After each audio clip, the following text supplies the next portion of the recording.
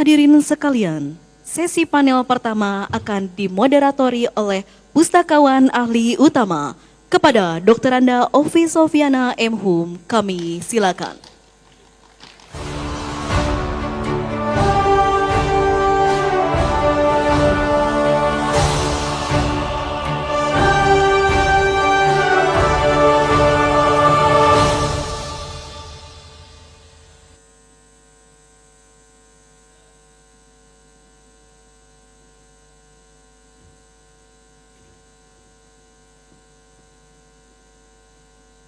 Terima kasih kami ucapkan kepada Menteri Pendidikan Dasar dan Menengah Republik Indonesia berkenan untuk kembali bertugas.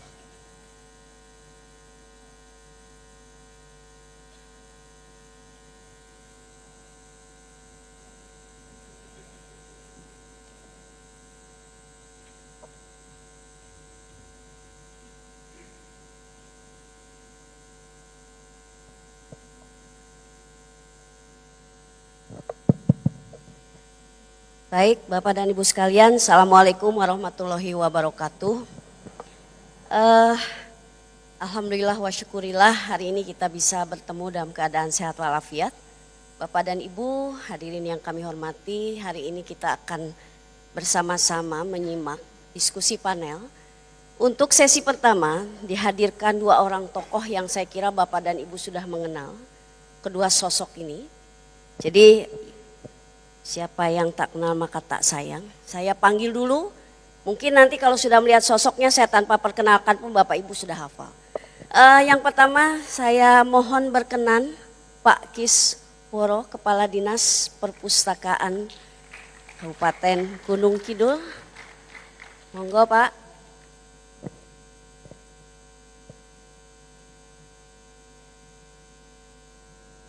Dan satu lagi yang saya kira sudah Bapak Ibu kenal, tadi sudah ada juga sedikit di bumper yang disampaikan oleh panitia. Monggo Bapak mau pilih yang mana di tengah. Kang Maman Suherman, silakan Kang Maman. Pak siapa?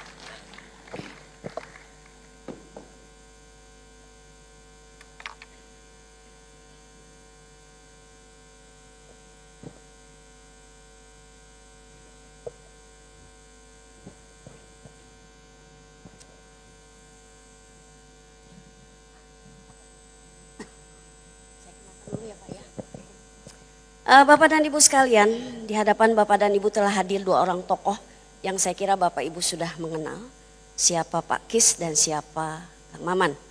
Tapi sebelum beliau berdua menyampaikan paparan yang saya kira akan menginspirasi kita semua untuk kelak kita bersama-sama membuat rekomendasi kepada Perpustakaan Nasional.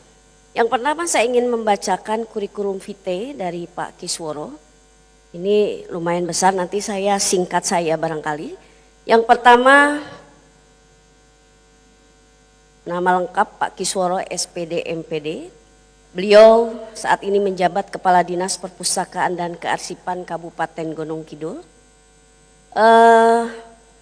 Status menikah ya Pak. Kemudian riwayat pekerjaan banyak banget Bapak dan Ibu. Saya bacakan yang paling terakhir. Beliau pernah menjabat sebagai PLT Sekretaris Dinas di Dikpora, kemudian beliau juga pernah menjabat Kepala Bidang Pembinaan Ketenagaan di Dinas Pendidikan, dan terakhir dari tahun 2022 sampai sekarang beliau menjabat sebagai Kepala Perpustakaan dan Kearsipan Kabupaten Gunung Kidul. Kemudian selain itu beliau juga mendapatkan tanda jasa penghargaan yang luar biasa. Ini ada 15 lembar kalau saya bacakan, banyak banget ya Pak. Tetapi intinya beliau memang seorang tokoh yang banyak mendapat penghargaan. Antara lain yang paling menarik di sini, juara 2 guru terfavorit tahun 2009 ya Pak ya. Kemudian juga beliau juara 1 Lomba Inovasi Pembelajaran dan Pengelolaan Sekolah di UNY. Dan yang terakhir di tahun 2024 beliau adalah juara 2 Lomba Krenova Maskat kategorinya. Kemudian Bapak dan Ibu Beliau juga banyak menulis, banyak artikel yang sudah diterbitkan sebagai tulisan-tulisan beliau dari mulai tahun 1998 sampai 2023 banyak artikel yang sudah beliau tulis dan juga pengalaman luar negeri yang beliau sudah merambah terutama di negara-negara ASEAN. Itu beberapa hal yang disampaikan, prestasi, catatan dan sebagainya dari Pak Kisworo, Kepala Dinas Perpustakaan dan Kearsitan Kabupaten Gunung Kidul. Terima kasih Bapak sudah hadir ya Pak ya. Kemudian yang kedua Bapak dan Ibu, saya juga sedikit ingin membacakan kurikulum vitae Kang Maman Suherman. Ini juga sama banyaknya, tapi alhamdulillah Kang Maman sudah memberikan ringkasan yang saya tinggal bacakan ya Kang Maman ya, depannya. Kang Maman Suherman ini atau lebih dikenal dengan Kang Maman, ternyata beliau lahir di Makassar dan seorang pegiat literasi yang memberi perhatian pada kalangan milenial. Dan berbagai pengalaman segudang, juga tulisan-tulisan yang sudah beliau sebagai karya beliau, karya kreatif beliau, sebagai jurnalis maupun sebagai orang TV. Dan beliau juga tercatat sebagai pembina di berbagai komunitas literasi. Saat ini Kang Maman banyak sudah diundang oleh berbagai kalangan, baik sebagai pembicara, pengajar, narasumber, moderator dari berbagai acara, mulai dari seminar, workshop, pelatihan, bahkan ulang tahun dan bedah buku dan sebagainya. Beliau juga seorang penggagas Panasonic Award dan presenter acara talk show Mata Hati, pernah menjabat sebagai managing director salah satu rumah produksi yang terkenal, dan masih aktif sebagai public relation salah satu kantor pengacara di Jakarta. Beliau tercatat sebagai penulis lepas di berbagai media, puncak karirnya sebagai wartawan diraih ketika beliau didapuk sebagai pemimpin redaksi di salah satu majalah terbitan kelompok Kompas Gramedia. Di dunia pertelevisian, Kang Maman juga dikenal sebagai notulen di acara Indonesia Lawak Club, salah satu acara yang memang ikut beliau gagas, dan beliau juga pernah berperan sebagai mentor di salah satu program stand up komedi. Dari tulisan Kang Maman sudah lahir puluhan naskah program televisi. Pengalaman sebagai produser dan sutradara telah menghasilkan puluhan program acara yang ditayangkan di berbagai stasiun TV nasional. Sampai hari ini Bapak dan Ibu sekalian sudah ada 13 buku yang ditulis oleh beliau dan sudah diterbitkan oleh kelompok penerbit Gramedia. 2 diantaranya novel, yaitu Re dan Perempuan. Beliau juga menjadi penulis dan editor buku Wimar Witular menuju Partai Orang Biasa yang diterbitkan tahun 1997. Dan tidak hanya sebagai jurnalis dan TV, Kang Maman juga pernah aktif di dunia radio sebagai penyiar atau penulis naskah, diantaranya di Radio Suara Kejayaan, Prambos, Vime Radio, Woman Radio, Delta FN dan Safari FN. Dan terakhir, Kang Maman juga pernah berprofesi sebagai bintang iklan. Nanti Bapak dan Ibu tanya bintang iklannya sebagai apa, di sini nggak ditulis, jadi Bapak dan Ibu bisa tanya. Baik Bapak dan Ibu sekalian, Pak Kisworo, Pak Kang Maman, kita punya waktu sampai jam 10.30. Barangkali nanti diskusi kita perbanyak. Monggo silahkan masing-masing 15 menit barangkali ya Pak untuk paparan. Terima kasih Bapak dan Ibu sekalian. Assalamualaikum warahmatullahi wabarakatuh.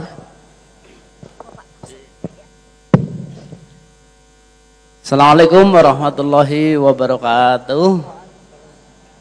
Salam sejahtera untuk kita semua. Kepada yang saya hormati jajaran pimpinan Perpustakaan Nasional, Pak Kepala Perpus mungkin sedang mendampingi Pak Menteri, hadir Pak Joko, dan teman-teman yang saya hormati, juga peserta rakor dari mitra dan teman kita juga, Kepala Dinas Perpustakaan di seluruh Indonesia.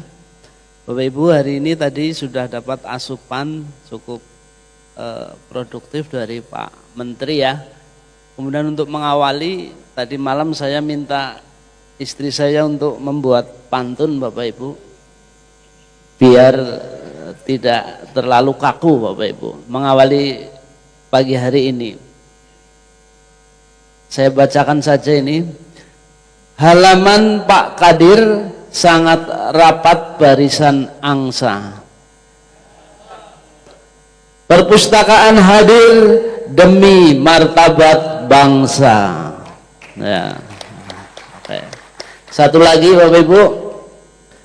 Halaman Pak Wawan banyak ternak juga. Seluruh pustakawan harus hidup enak dan bahagia. Ya Bapak Ibu, karena profesi ini sering inferior ya dibanding profesi lain. Bapak Ibu, langsung saja, basic saya guru Bapak Ibu ya, sehingga ketika Pak Menteri tadi di sini tidak terlalu asing lah ya, familiar. Guru kemudian dapat surat kekancingan baru 2,5 tahun di Dinas Perpustakaan dan Kearsipan Kabupaten Gunung Kidul. Baik Bapak Ibu, supaya pikiran tidak kosong, saya punya catatan kecil. Jadi bahwa tema kali ini adalah layanan prima. Saya agak bergetar ketika membaca layanan prima Bapak Ibu. Saya dari Gunung Kidul Bapak Ibu, sebuah wilayah yang ada di Ngarso Dalem, Jogja Hadiningrat. Di situ cuma ada 5 kabupaten Bapak Ibu. Dan Gunung Kidul adalah kabupaten yang paling luas. 46,63% wilayah DIY itu ada di Gunung Kidul. Sayangnya beberapa potensi kadang kita lebih inferior dengan teman-teman kabupaten yang ada di Gunung Kidul. Sleman, Bantul, Kulon Progo, dan kota. Inferiornya apa Bapak Ibu? Cukup banyak indikatornya. Yang pertama dari APBD. APBD kita cukup minimalis Bapak Ibu. Dalam 1 tahun itu hanya 2 triliun. Itu di jelendrah-jelendrah sudah perpustakaan kejatah seberapa, saya kira Bapak Ibu bisa membayangkan ya. Di samping itu IPM kita juga kadang inferior. Di sisi lain di Sleman, Jogja dan sebagainya, Gunung Kidul juga masih agak kurang menguntungkan. Maka kontribusi perpustakaan nanti itu posisinya di mana Bapak Ibu? Next Bapak Ibu, jadi ini perkenalan. Bapak Ibu, saya tidak akan bercerita nanti konsep layanan prima seperti apa, tapi adalah sebuah potret kecil, geliat layanan dari mungkin Puncak Jayawijaya sampai Monas, hanya diambil potret geliat yang ada di Gunung Kidul Bapak Ibu. Saya kira hampir sama, bahwa di antara kita proporsi antara THL dan ASN itu hampir 50%. Ini di tempat kita seperti itu Bapak Ibu. Next Bapak Ibu. Nah ini yang kadang kita membuat inferior Bapak Ibu. Anggaran, kita buka-buka kartu saja nggak apa-apa. Kita lihat Bapak Ibu, bidang perpustakaan tahun 2004 itu hanya 511 juta. Itu di Gunung Kidul loh. 1 tahun Bapak Ibu. Nah itu yang ke warna hijau, itu naik gratis luar biasa karena kita diberi asupan dari Pak Joko. Dia akan non fisik masuk. Bayangkan kalau tidak ada seperti ini Bapak Ibu, kita mau berbuat apa? Kalau yang bawah itu bidang kearsipan. Jadi di akun non fisik aja hampir 50%. Jadi next. Oke Bapak Ibu, hari ini kita coba benturkan dengan tema kita. Kalau kita rujuk layanan untuk keputusan Menpan 63, itu di sana ada prosedur layanan. Saya kira ini kalau tidak berbelit-belit itu berarti kita sudah masuk dalam standar prima Bapak Ibu. Waktu penyelesaian kalau lama itu juga standar kita bukan standar layanan prima tadi. Biaya layanan apa sih kalau pinjem kok pakai profit biaya, saya kira enggak mungkin. Sarpras kompetensi petugas pemberi layanan, apakah sudah smart, apakah masih image perpustakaan dulu dengan kacamata lodong, ngambil buku saja buyuten dan sebagainya. Ini bukan layanan prima saya kira ya. Jadi itu dari versi Menpan nomor 63. Kemudian kalau dari versi kita coba petakan Bapak Ibu bahwa layanan yang ada di tempat kita di Gunung Kidul, yang pertama kita harus memanfaatkan resources secara optimal. Apa yang kita miliki, potensi apa, kita seluruhnya kerahkan. Jadi ada 4 Bapak Ibu, coba kita nukil satu persatu. Jadi pemampatan resources yang ada. Bapak Ibu, di tempat kita hampir tiap hari itu perpustakaan Gunung Kidul itu rame. Sekitar jam 9 sampai jam 11. Itu rame sekali. Oleh satuan pendidikan khususnya anak TK, anak SD. Karena kita punya sebuah program namanya Lajang Cakap, Bapak Ibu. Lajang Cakap itu adalah layanan antar jemput anak Gunung Kidul calon pemustaka. Pasca kita diberi DAK fisik dengan bangunan yang cukup megah, itu saya datang ke sana, ini potensi kita apa? Kenapa kita tidak kenalkan secara dini kepada anak-anak di daerah Gunung Kidul?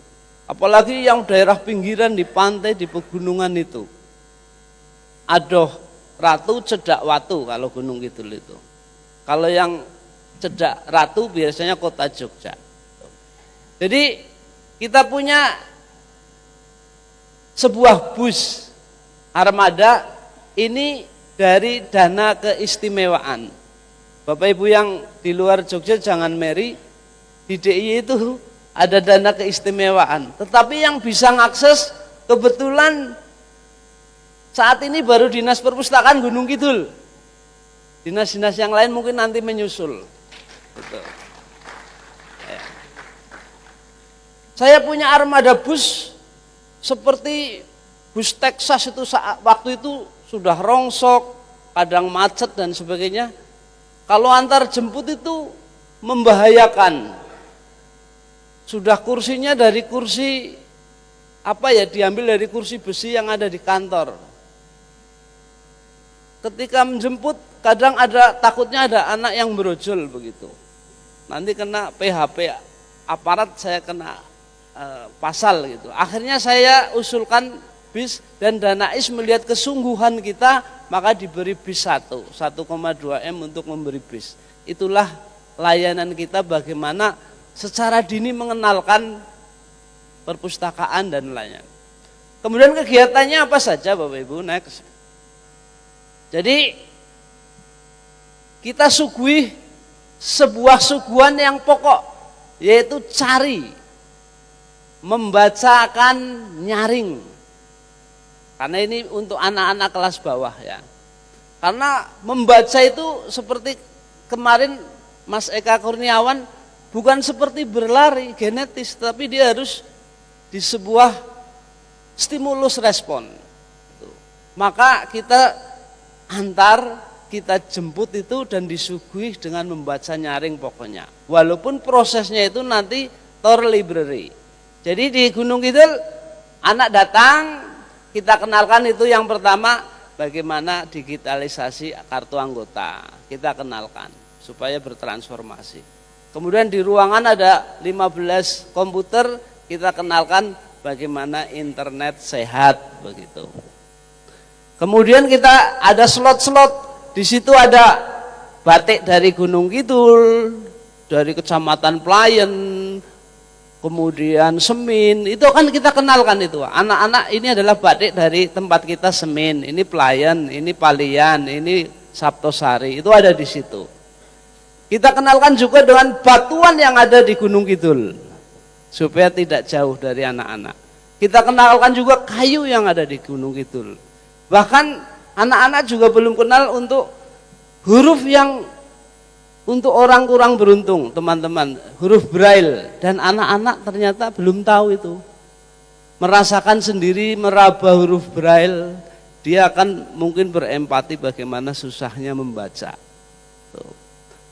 Dan saat itu banyak kita kenalkan juga potensi, jadi mengoptimalkan seluruh resources.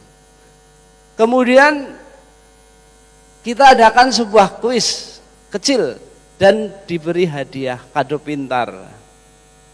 Kalau di dinas pendidikan ada makanan gizi gratis, di tempat kita itu 2 tahun yang lalu itu gratis, anak-anak dikasih makanan itu setiap berkunjung dan kita antar jemput itu.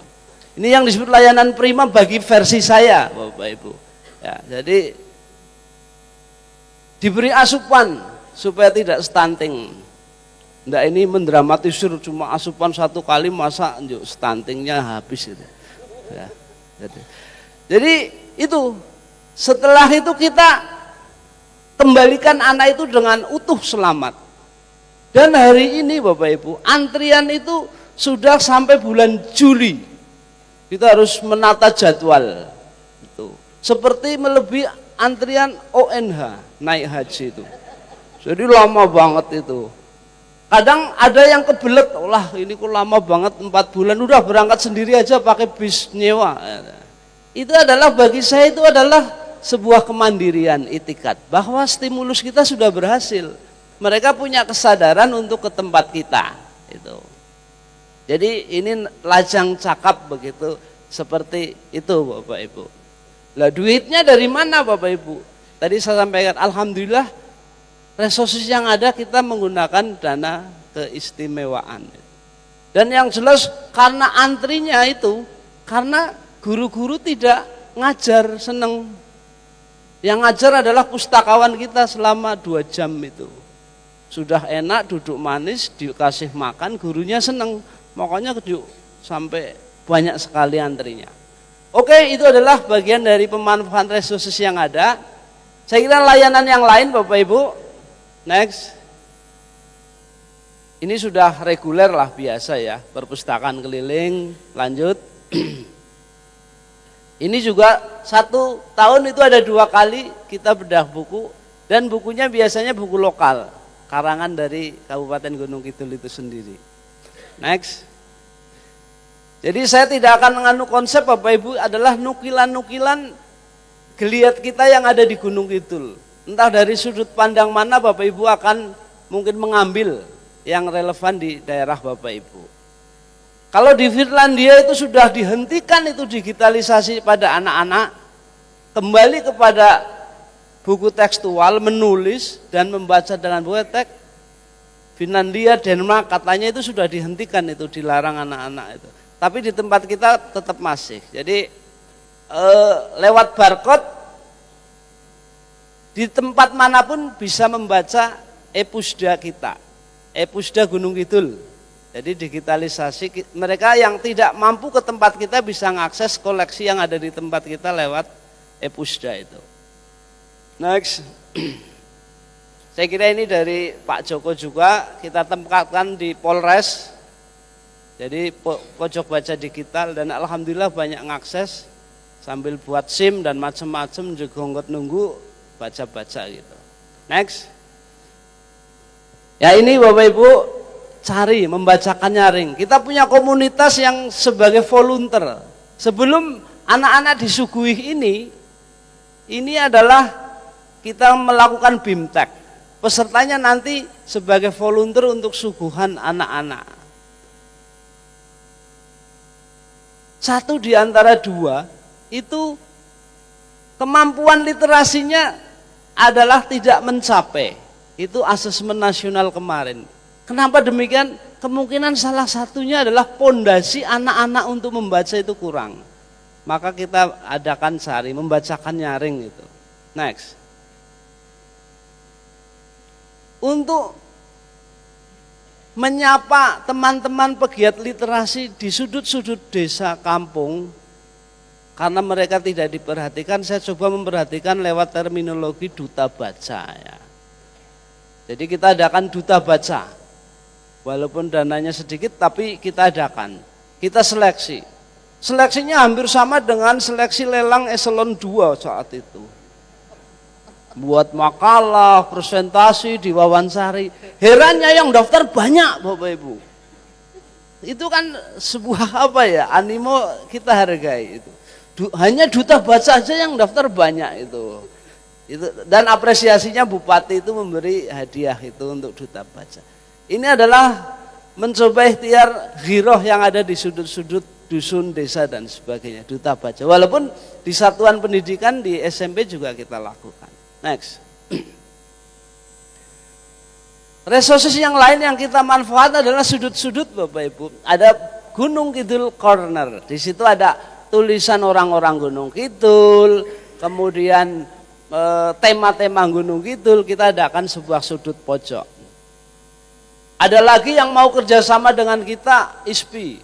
Jadi Ikatan Sarjana Spiologi apa-apa. Jadi Ikatan Sarjana yang senang dengan gua Bapak Ibu. Dan itu include dengan bed corner, kampret Bapak Ibu, codot, kelelawar, kalong. Ngapain ada di Perpusda? Inilah bagian dari inklusi sosial. Semua yang mau nitip apapun ada di perpustakaan. Pak, saya ingin menitipkan visi misi dari kelelawar supaya tidak image-nya jelek. Karena gelap gulita di gua, kemudian penyebab penyakit virus COVID-19, bahkan dihubungkan dengan IKN yang gelap gulita yang kayak gambarnya itu. Jadi mereka titip sesuatu, oke, you punya apa? Saya punya banyak, mungkin burner, prototip kelelawar. Dia hanya ingin netralisir bahwa kelelawar itu sahabat untuk penyerbukan ekosistem dan sebagainya. Oke, kita buat sudut. Di situ juga mereka menyediakan buku-buku. Untuk teman-teman kita yang kurang beruntung, kita juga ada blind corner. Di situ ada huruf braille banyak. Bahkan ada komputer yang dipencet bisa bunyi ngomong Bapak Ibu. Ya, itu blind corner, ini dari Kementerian Sosial. Next. Saji Saka Bapak Ibu. Satu jiwa satu pustaka. Kemarin Pak Kepala Kapus ada ikhtiar untuk menghibahkan walaupun mekanismenya masih debatable ya. Di tempat kita sama Bapak Ibu. Desa, kelurahan, dukuk itu image-nya itu perpustakaan daerah banyak buku. Permintaan banyak sekali. Saya nggak punya buku Pak. Akhirnya kita galangkan lewat Saji Saka. Satu jiwa satu pustaka. Setiap tahun kita memobilisasi ngundang kepala daerah, kepala OPD untuk berkunjung ke tempat kita. Tapi tolong bawa 3 buku, 2 buku yang tidak terpakai. Syukur baru. Dicemplungkan di sebuah kotak itu Bapak Ibu. Itu kotak ditempatkan di sudut-sudut yang rame di toko-toko besar dan sebagainya. Alhamdulillah dengan mobilisasi kita sudah dapat mendistribusikan sekian banyak ribu kepada dusun-dusun dan kelurahan. Bahkan UGM kemarin memberi 10 dus besar ke tempat kita. Next, ini Saji Saka. Jadi teman-teman yang ingin dapat CSR Jewok Sahid Koba Pangestu bisa. Ini bukunya baru, sudah ada harganya sehingga kalau entry aset tidak masalah dan banyak. Kalau APBD kita dalam 1 tahun cuma 7 juta untuk pengadaan buku, dia sudah 50 juta. Memberi Saji Saka, satu jiwa satu pustaka dan lain-lain. Next Bapak. Langsung lanjut. Macet ya. Kita juga bekerja sama dengan komunitas namanya Rumah BUMN. Karena kita tidak punya amunisi. Bagaimana supaya perpustakaan makmur begitu. Ada yang namanya Baca. Jadi inkubasi library entrepreneur. Mereka punya dana kemudian berkegiatan di kita supaya anak muda punya konsep kemudian berentrepreneur gitu. Next, lanjut. Ya 5 menit lagi nih, cepat saya meningkat speed. Ini karakteristik, ya ini akreditasi sekolah. Saya punya dana sedikit, gimana kita kemas dalam lomba. yang mau diakreditasi didesain lomba gitu. Kemudian kita beri hadiah. Lanjut. Next. Ini buku-buku yang sesuai daerah. Next saja karena 5 menit. Setiap momen kita coba perpustakaan hadir. Ada lomba memperingati Hari Ibu. Maka perpustakaan hadir memobilisasi semua emak-emak yang ada di Gunung Kidul membuat tulisan bebas. Nanti kita akan terbitkan, tapi diseleksi. Dan luar biasa, emak-emak Gunung Kidul nulis sebanyak-banyaknya. Sayang tulisannya itu hanya keluhan. Bagaimana didolimi oleh kaum Adam dan sebagainya. Tapi nggak apa-apa, itu bagian dari kita untuk meningkatkan ghirah. Hari Ibu, ya, istrinya keluhan, tapi saya tulis juga nggak apa-apa. Dan sudah terbit. Dan sebagai apresiasi Pak Bupati yang ngasih langsung saat Hari Ibu. Setiap momen kita ada di situ. Next, ini Pak Edi ya, yang inkubator. Pak Bupati juga sama punya ide seluruh orang Gunung Kidul yang bisa nulis. Nulisnya apa Pak? Bebas, nulis apa saja. Nah nulisnya bebas, tidak boleh diketik, tapi harus tulis tangan. Betul Bapak Ibu, ditulis tangan nggak apa-apa. Konsepnya besok 30 tahun tulisan ini akan menjadi artefak katanya. Ya udah peradaban katanya. Padahal bupati saya dari militer saat itu. Semuanya nulis, bahkan doa yang ada di kuburan ditulis. Udah nggak apa-apa, ditumpuk aja kita clipping nggak apa-apa. Merdeka menulis, itu kan luar biasa. Tulisan apapun gitu, pantun ya gitu. Akhirnya bertulis. Saya serahkan Pak Bupati, bingung dewe Bupati ini apa gitu loh. Udah biarin aja, idenya dia kok gitu. Next Bapak Ibu. Pak Kapus, prioritas nasional kita juga sudah. Tentang pengarus utama naskah Nusantara di Gunung Kidul sudah Pak Prof. Namanya Parama Daksinarga. Parama itu unggul. Daksina itu selatan. Argo itu gunung. Makanya keunggulan Gunung Kidul. Naskah kuno sudah kita terjemahkan, kita alih mediakan sebagai transkripsi dan sudah kita upload. Bisa ngakses semuanya di sana. Walaupun ada baru 4. Jadi apa itu naskah beranjangan, suruh welar dan sebagainya, itu standarnya sudah internasional. Lah duitnya soko ngendi Pak Kis? Itu tadi. Kita nggak punya amunisi tapi kita punya tekad dan kerjasama dengan Jangkah Nusantara.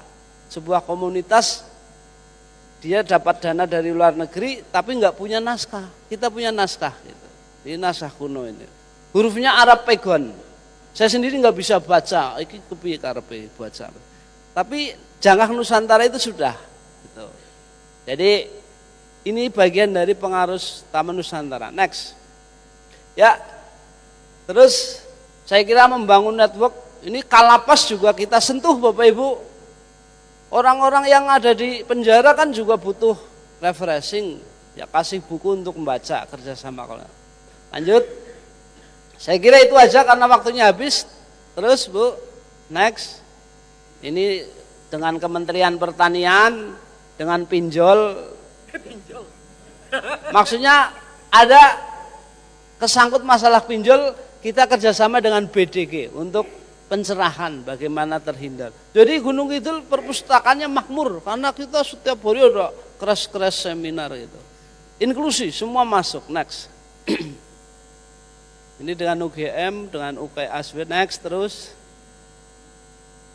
Ini supaya kepala dinasnya katanya teladan ya, jangan omong doang, kamu nulis apa ya saya coba nulis itu jejak bermakna. Next, Bapak Ibu. Nah supaya kita tidak sendiri, kita gandeng DPR Bapak Ibu lewat Pokir. Setiap dusun tiap hari ngomong tentang perda perpustakaan. Walaupun dia yang dapat uang, kita dapat misinya nggak apa-apa. Karena Pokir kan biasanya kayak gitu. DPR itu pokernya orang umum gitu. Next. Dan tiap sore hari Selasa, Dinas Perpustakaan rame Bapak Ibu, ada senam tera untuk orang tua. Itu. Terus kalau malam Sabtu ada senam line dance. Ini yang saya seneng karena emak-emak muda.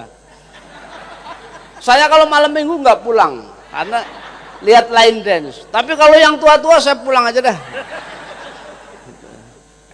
Satu minggu rame Bapak Ibu. Ya. Oh, Bu Evu masih muda. Next. Nah ini nggak tahu ini pengakuan dari Colombo Plan kok pada berkunjung ke tempat kita ya. Mau lihat pembinaan kita terhadap kelurahan-kelurahan di TPP. Next. Ini ketika berkunjung mereka melihat apa produk binaan kita. Next. Kemarin ini kita dapat Nugra Jasa Dharma Pustaloka dari ada juga dari gerakan PMB 2004 kemarin Sandia Praditya. Kalau ada yang hadir mohon maaf kita nggak bisa hadir saat itu. Next. Saya kira dari rumah BUMN kita juga dapat award. Next. Nah ini yang saya juga heran. Se-Indonesia 7 cities in Indonesian with highest reading interest. Jadi kegemaran membaca di survei pertama itu Jogja, ya maklum loh kota pendidikan. Tapi nomor 2 kok iso Gunung Kidul itu loh. Saya heran itu. Saya yakin ini gemar membaca WA ini. Atau membaca kahanan ya. Itu Makassar nomor 10 gitu. Kemudian yang 2004 ternyata DIY tertinggi itu ya. Jadi walaupun IPLPM kita kurang menguntungkan lah, rendah itu. Tadi debatable, lah perguruan tinggi apa Gunung Kidul cuma 2 perguruan tinggi, itu saja kembang kempis. Kalau DIY 41, Sleman ada 39, ya kita nggak punya, itu yang susah. Saya kira itu pantun ya Bapak Ibu. Ubur-ubur ikan lele Bapak Ibu. Sudah lah yole gitu ya. Assalamualaikum warahmatullahi wabarakatuh. Waalaikumsalam warahmatullahi wabarakatuh. Luar biasa Pak Kis. Bapak dan Ibu, ditahan dulu pertanyaannya, kita lanjut ke Kang Maman. Kami persilakan Pak.